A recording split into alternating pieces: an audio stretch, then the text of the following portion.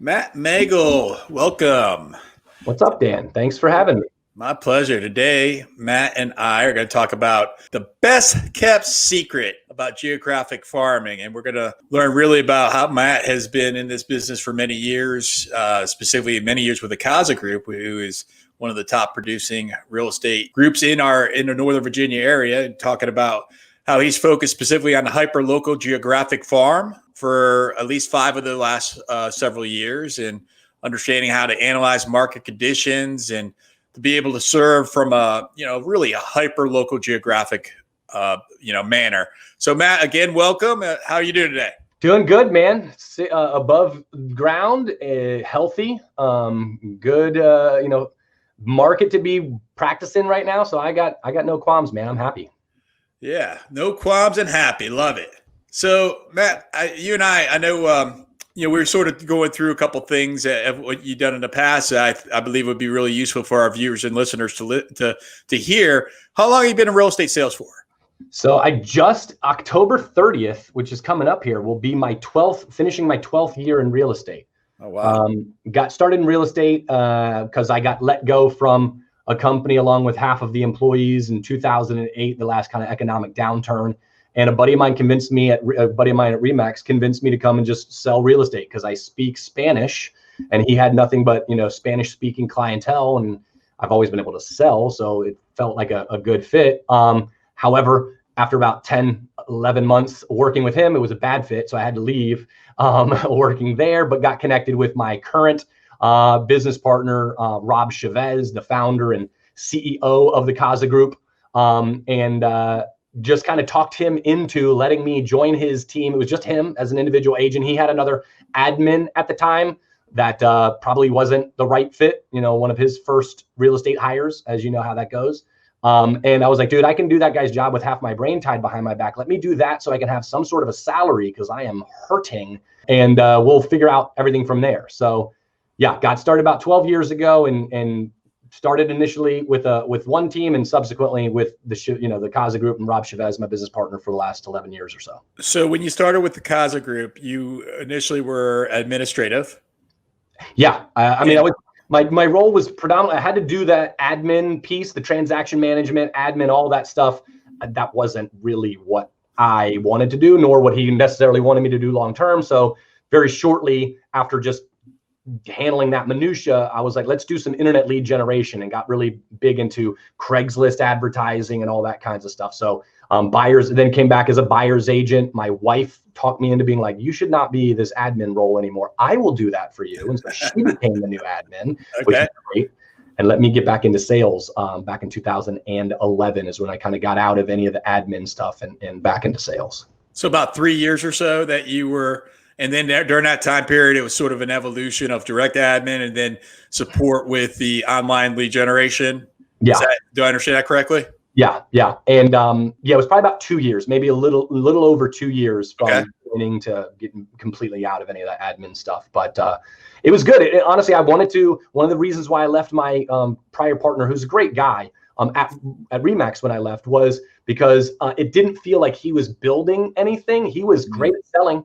He could sell every year a bunch of homes, but there was no stacking, activities that we'd done in the past to really benefit in the future. And so I knew I had to get into something where there was going to be more of a building, and starting at the bottom, not the bottom, but starting at one of the more instrumental aspects of real estate and just the administrative stuff, and understanding that has been actually a big help to appreciate what it takes to build a business, Absolutely. Yeah. And the Craigslist ad that Matt was doing in the past would be really comparable today to Facebook advertising. For those of you that have not been around for as long as Matt and I have been, it's a very similar type technique where you're advertising the properties for sale and people are contacting you, and then you're calling them, in the shortest period of time.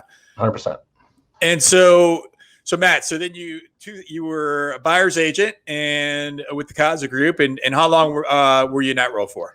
So 2011 through the end of 2015, it was me being a buyer's agent to me being like the lead buyer's agent to hiring showing partners and being an agent with showing partner model. Then in 2015, the CAZA Group, we really kind of made a decision that your listings, your leads philosophy that's prevalent within the Keller Williams, model should in our team also be from, agent to agent, meaning like if you found your own listing, the sign calls off of your listing as a member of the team, not necessarily Rob, the founder, but any of our agents, that they should be the ones receiving those buyer leads as well, instead of those kind of being the property of the larger team. Well, that philosophical change does no longer allow for a buyer's side of the business to exist, because that's really the fuel for that buyer side business, is all of those listing leads, the buyer's leads that come off of those listings. So I was like, dang, I'm not going to, I really had a vision for building this massive buyer's agent team with other partners and, so on. Around that same time, as you are aware, this expansion language started becoming so popular in Keller Williams ecosystem, and so Rob and I went down to ESO and at Austin, and I think there was another one in like Alexandria, Virginia, and I was like, this is what I think I want to do. I need to create a duplicatable business in a box that I can own myself as part of the CAZA group. So like the business that I am 50-50 owners with my business partner, Rob Chavez, is CAZA Gainesville. So he's like, all right, cool. I can see you kind of running this. And I was like, I'm going to do it, but I'll need an ownership stake, and I don't just want to be on your team. Yeah. And so, 2016, January 1st, 2016, we launched CAZA Gainesville, our first expansion office, with a focus on the topic for today is, of course, hyperlocal geographic farming. Right. Kind of how that came about. Fantastic. And for those listening and watching, ESO is expansion systems orientation of what Matt just mentioned. So now that brings us into the hyper market, the hyper geographic sales market when you and Rob launched CAZA Gainesville. So tell us more about that. So what was so take us like first step of CAZA Gainesville. What was the vision at that time for the lead generation piece in regards to being micro marketed? Yeah, so it's really kind of a fun story. I'm gonna give a shout out or two here if possible. So going back to 2010, I'm still an admin. I'm in the office in Reston with Rob. And Rob had always been really good about, just getting lunch with different, you've probably had lunch with Rob a number of times, Dan, but a few times, a couple breakfasts and lunch. He was always good about just networking with agents and going and grabbing lunch with people, learning their story. Well, he went out one day and got lunch with a Keller Williams agent named Andy Novins. Oh yeah, great guy. Yeah. Okay, cool. Oh yeah, Andy is a Falls Church hyper-local geographic farmer. And at this time, 2010-ish, I think Rob, I wasn't selling at this point, so it was all Rob's GCI. I think we were maybe about 250, maybe 350 if we were kind of lucky that year. But it was about $250-ish thousand in GCI. And he went and got lunch with Andy Novins, and he came back and he told me just a couple things. He said, I just got lunch with this guy, really interesting. He's at this time, he does about $400,000+ a year in GCI. It's just him. And he said that because he focuses on such a tight geographic area, he could ride his bike to every listing appointment. I'm like, I am so destitute at this time, Dan. Like, it's not even funny. Like, it's painfully bad.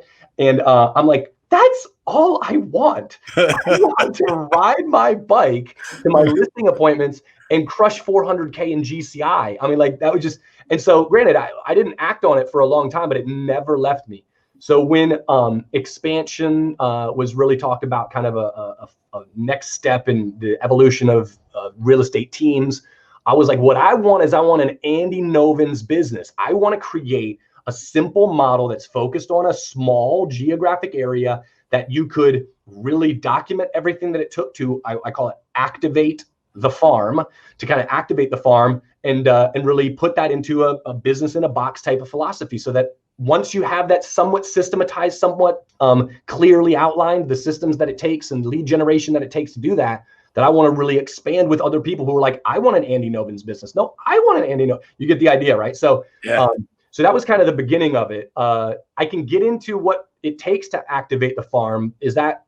Yeah, tell us. Absolutely, please. So in 2016, And this was my approach. I really believe in this philosophy of run a mile in the shoes that you have before you go buy new running shoes. Because like, how many times have we made this commitment? We're going to do this thing, and then we peter out. We don't finish it through. I'm like, I know you got to like go just prove to yourself that you're going to have the tenacity or the discipline to continue on before you start investing. So for me, what that meant in the hyperlocal geographic farming was door knocking. I was like, if I can go knock on doors in this farm, I'm going to be proving to myself, I'm going to be doing the thing. I'm going to run a mile in the shoes that I have before I go invest in all this marketing and postcards and all this stuff. So it really started with me knocking on doors. I had never really done it before. How big of an area when you started? 35 homes. And so you're knocking on 1,235 homes on how often were you doing that? When I got started, it was 4 times a year.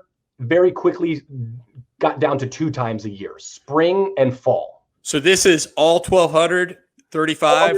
Yep, 1,235 homes ends up breaking down to about 120 homes a week for 10 weeks-ish. You can kind of do the math, which fit into spring and fall really nicely. And 120 homes a week is really, what it ended up being for me was 3 days of 40 homes apiece. 40 homes. And how many would you talk to? 17. 17 open their doors out of 40. Okay. That's a lot. So 40 homes. Got it. All right. So what days of the week would you door knock to get weather those results? Related, honestly, it was just like, if it's, I'm not going to be out there in an umbrella kind of thing, but out of 7 days, I could typically find 3 at least that had good enough weather that I could be out. I'm chuckling because there's probably 1 or 2 agents that are maybe watching this have had the conversation with me when it's been blizzard or pouring or 102 degrees. I'm like, hey, let's go door knocking, and they're like, Dan, shut up.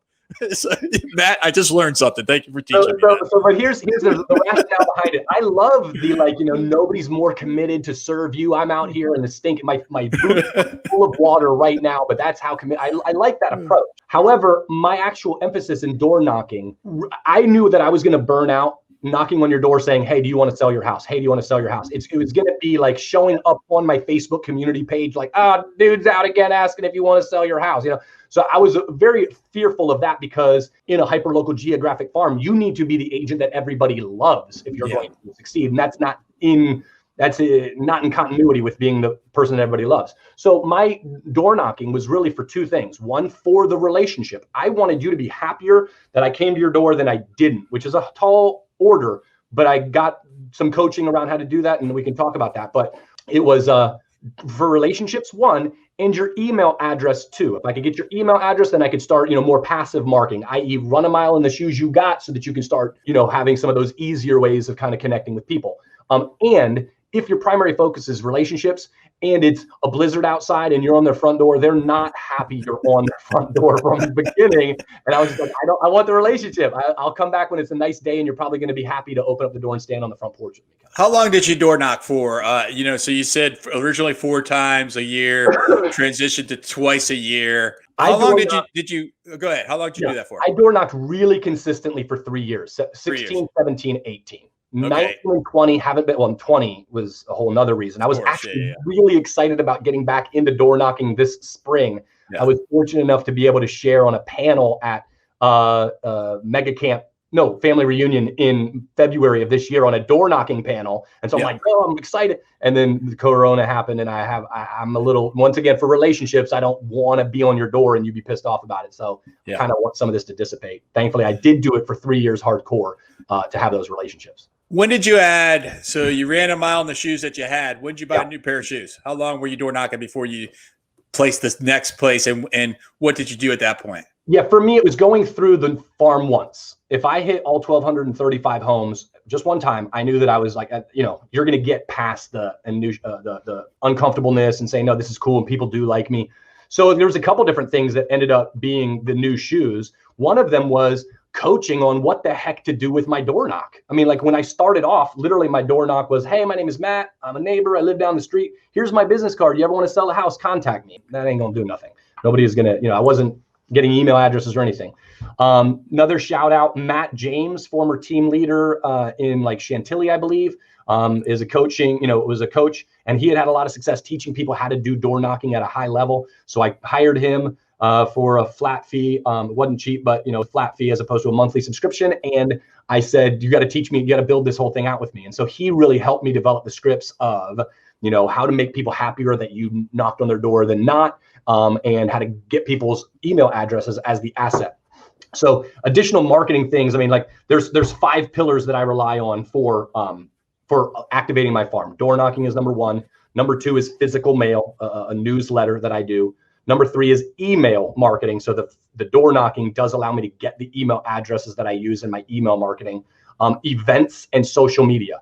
And I knocked on doors, early 2016 through all of 2016. But my first newsletter didn't go out until November of 2016. So it was a little while for me to kind of do that, prove to myself so that I could start investing about $700, a little under $700 a month, physical newsletters that go out to everybody in the farm. I want to ask you more about that. Before we transition to that, what is your script today? And I know that you haven't door knocked in the last year or so. No, I have door knocked so stinking much, I can script my face off with this.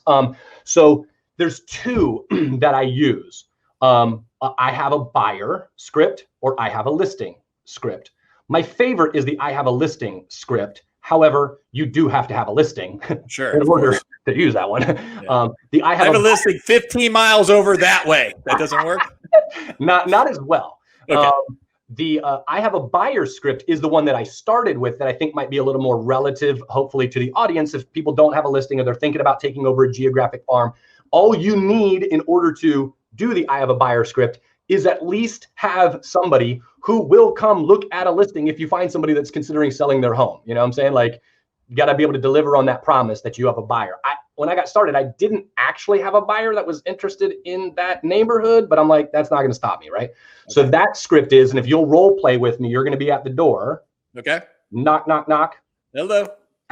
Hi, my name is Matt. I'm a neighbor. I live just on the other side of Rollins Ford Road. I just got 2 quick questions for you and I'll be out of your hair. I'm also the real estate agent that focuses specifically on our neighborhood. I don't know if you've seen any of my stuff, but I focus on our neighborhood. I just got 2 questions and I'll get out of your hair. Question number 1 is, I have a buyer that I've been showing everything that's in the neighborhood, and I haven't really been able to find them anything that's working for them. I told my buyer client that I would kind of go the extra mile and see if I could find anybody that might be thinking about selling anytime in the near future. Have you heard of any of your neighbors here that might be thinking about moving anytime soon? Oh, hey, Matt. Nice to meet you. I'm Dan. No, I really haven't heard of anybody that was thinking to move anytime soon. I really haven't heard anything. Well, here's my card. If you hear of anybody, if you don't mind, shoot me a call or a text or an email. I'm on Facebook. You can find me pretty easily as well. I would love to be able to put together a deal for my buyer client and somebody that that's thinking about selling, off market, maybe get everybody a great deal if that's possible. So please think of me if you hear of anybody thinking about selling. Would that be okay? Yes, that'd be okay, Dan? Absolutely, yes. Yeah. Okay. Perfect. So second question real quick is for everybody in our neighborhood like yourself who's hopefully going to be living here for a long time. I put together a really kind of nerded out report that goes through what's going on in the neighborhood, what are the different demographics, sales histories, just stuff like that I thought people in the neighborhood would be really interested in. And it's kind of evolved into the way that I give back to all of my neighbors for supporting me as a local business owner. And what I mean by that is we do a free movie session for everybody in the neighborhood. We do a free photo session for families here. I do a shred day. I do all these kinds of things just as a simple way to say thank you and give back to the people who've supported me as a local business owner. I just need an email address for you. And I send it about once a month. Would that be something of value to you or not at this point?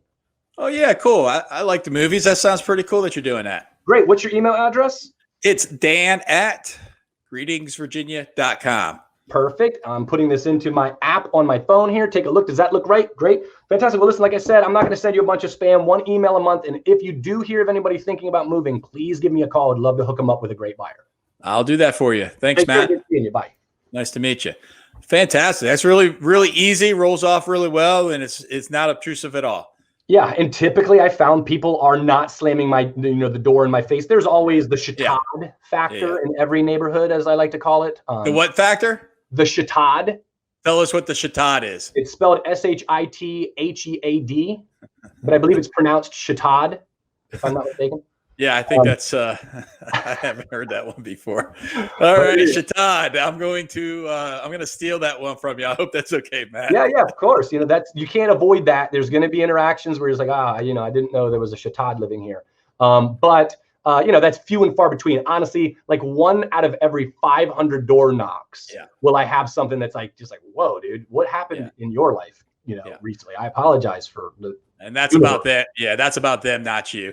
All right. So tell us about you said you prefer the listing script, however. So can you share that with us? Sure. So, hi, my name is Matt. I'm a neighbor. I live right here just on the other side of Rollins Ford Road. I'm also the real estate agent that focuses specifically on our neighborhood. I just got 2 quick questions for you. I'll get out of your hair. Question number 1, I've got a listing that's going to be coming on the market on Lord's View Loop, just around the corner here, probably in the next like 6 weeks or so. And I promised the sellers that I would go the extra mile to see if I could find a buyer that might be interested in moving into our neighborhood while we're working on getting the house ready and all that stuff, just to kind of put together a deal, maybe off market, save my client some of the renovation work that they want to do, make a buyer real happy that they don't have to hopefully compete with everybody else. And the only resource that I've found reliable to find buyers that want to move into our neighborhood is other owners in the neighborhood. If you know anybody that maybe from work or church or anything that might be thinking about moving in, have you heard or do you know of anybody that might be wanting to move into our neighborhood? That's interesting. Your timing is impeccable, Matt. My buddy from church told me that he was thinking to move, and he was asking me about how much I love living here.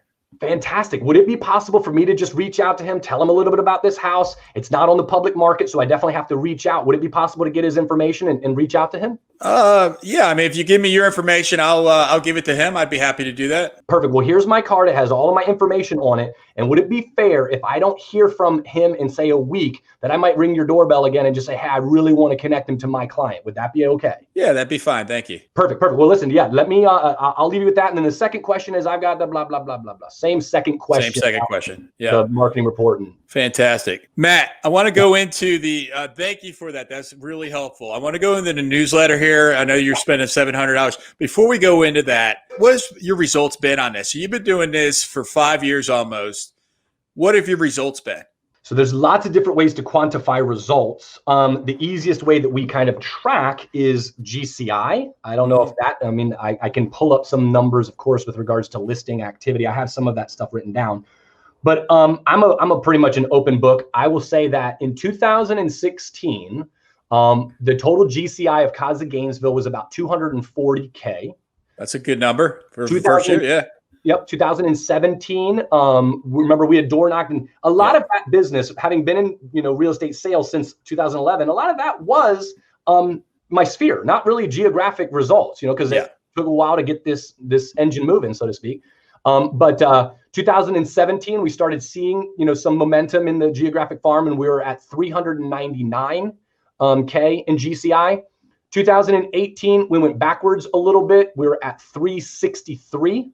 Okay. 2019 was at 650, and year to date, I think I'm just over. This is both closed and under contract. That'll close by the end of the year. I think I'm at around 720 for 2020. So it does take a little while to kind of have that momentum kick in and have it grow over time, but that's the GCI results, if that answers the question. And Dan, it looks to me like you might be frozen. Hopefully I'm not frozen. Uh-oh. This is where you do the song and dance. This is where you dance and do the song. No, Dan. Let me chat with Dan. You there, bud? Oh no. This is now the Matt Megel CPI podcast. Dan is gone and I can say and do whatever. No, I'm just kidding. I'm not going to do it. Well, hopefully Dan will get back on here in just a second because well, here's what I'll say. He may ask this at the end. If there's anybody who wants to connect with me about this. Oh, good. He's back. He's back. I was hoping you're juggling. No, yeah, I did it. I was doing a little song and dance, a little soft shoe. I had faith in you, Matt. I was about to start plugging like where people can find me. I'm like, I didn't know, I didn't know where to go. I had faith you'd keep the show rolling. So thank you for that. You're welcome, bud. All right. So how far did you get in that? Oh, I don't know. Just pick up wherever we are. So I said, so my GCI numbers, did you hear like I got that. Yes, I did. Yep. All the way through this year? Okay, so then I didn't say anything after that. All right. Thank you, Matt. So and thanks for excuse that interruption. So we had the print mail. So you're doing $700 a month in print mail. Yes. Okay. And that's going out once a month? How often is that going out? Once a month. And how many homes? 1,200. Well, actually, 1,235 plus absentee owners. I think I'm at about 1,413 homes, including the absentee owners. So you're 50 cents a person? Yep, right around there. Okay. All right. And what is that mailing piece? Well, it's funny you asked, Dan. I happen to have one right here. So this is the Morris Farm Glenkirk Estates Real Estate News. I don't know if you can kind of see. Okay. Yeah. It is let me throw that up again. Throw that up there one more time. One second. Sorry. Let me get some light on it. There you go. The Morris Farm Glenkirk Estates Real Estate News is me and my beautiful wife over here on there. Yeah. All right. Fantastic.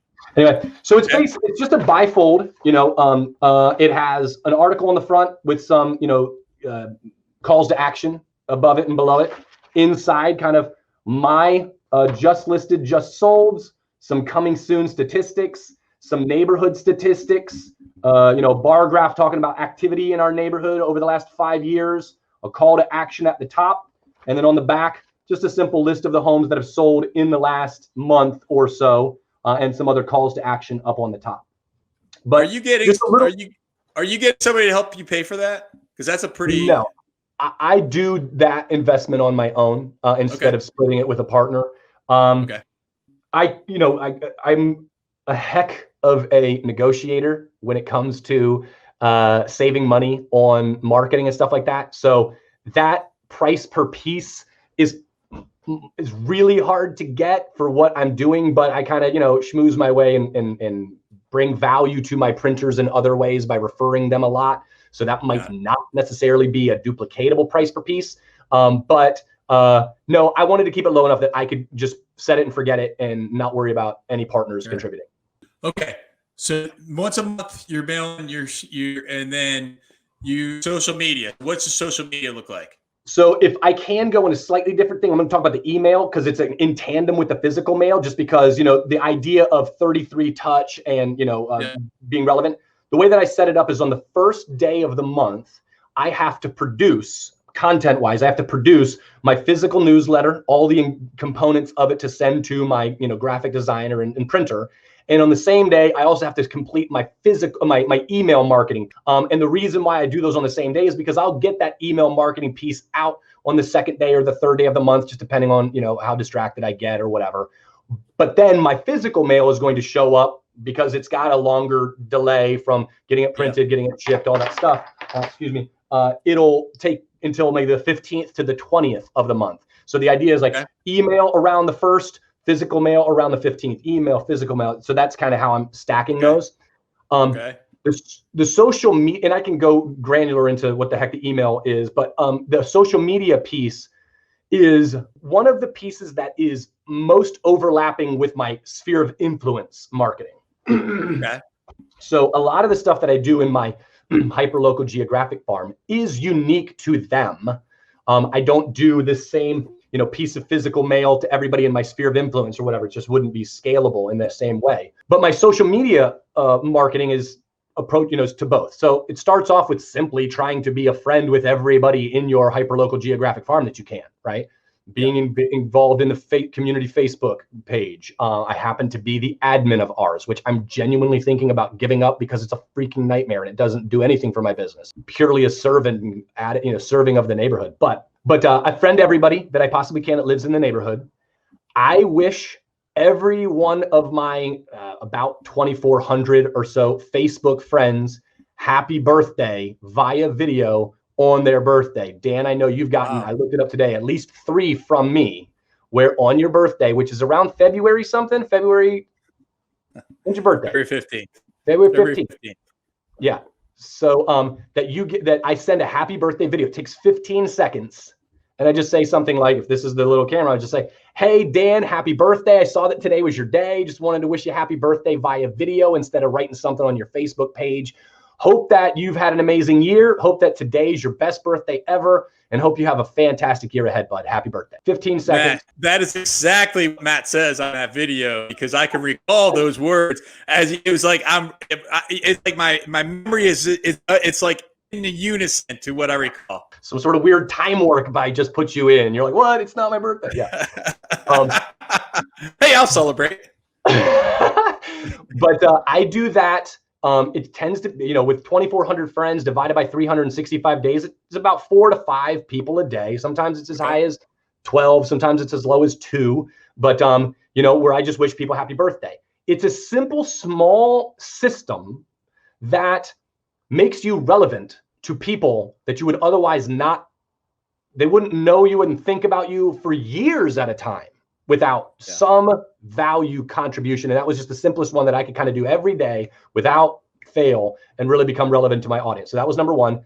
Number two was, I, like your, CPI community and stuff like that, I have a ongoing video series on Facebook Live called Ask the Agent. I think I'm on like episode 75 or something like that now. Where basically I just pick a question that one of my clients has probably asked me in the last week, or something that's relevant, or something I heard out of the news, or should you refinance, or whatever. And I just spend 5 to 15 minutes. 15's a little long, but I'm long-winded. 5 to 15 minutes, just kind of talking about that and bringing value to the public at large, that are thinking, people that we could consider home buyers and sellers. That is employed equally through my sphere of influence in the Geographic farm, but it's a big piece of it. Now, the only other thing I'll say about that is, in addition to, I do really believe from some social media training from way back in the day that you need to have like a 4 personal to 1 business post ratio to not become just a business guy that people turn off. So I don't think of this as marketing. This is me just living my life, but lots of photos of my kids and my wife and deer in the backyard and me working out or whatever, just me being me. In addition to be a full person. And I want to just briefly touch on, if we can. So the 5th pillar is the events. Yes. And so tell us how often and how and what types of events do you do? In my Hyperlocal Geographic farm, there are 2 major events, 2 smaller events, and 2 micro events.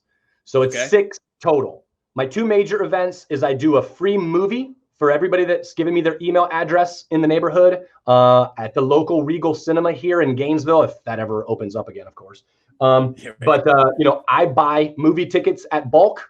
And I invite everybody to come out, and we typically have about 400 or so people now this is year 4 and 5, right? I didn't want that big at the beginning, but I just give away tickets for you to take your family to see anything you want to see on this Saturday. I do it across the bar across the street at a Bar Louie. So I've got an open tab. You want to come hang out with me, have a drink or two. My lending partner, this is one where I do have a partner contribute to help offset costs. His name is Chris Neofotis at Atlantic Coast Mortgage. Shout out to Chris.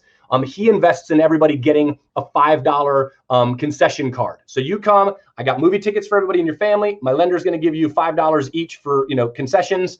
And if you want to hang out at the restaurant across the street, we'll do that. So that's a big one. The second big one is a brewery event where come out to a local brewery. I set up a tab. You guys can come have a drink or two on me and just have a great time. So those are my 2 big events. My 2 smaller events is a free family photo session. We just did that on October 17th. My wife happens to be a professional photographer by training, in addition to a real estate agent.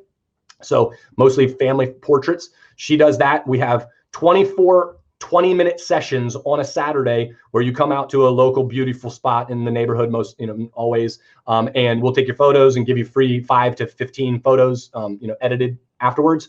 And then that's in the fall for you to do your Christmas postcards or whatever you want to use these photos for. And then just around tax day, we do a shred event so everybody can kind of get rid of their stuff. So those are the— Like, forget about those taxes. Shred it. Exactly.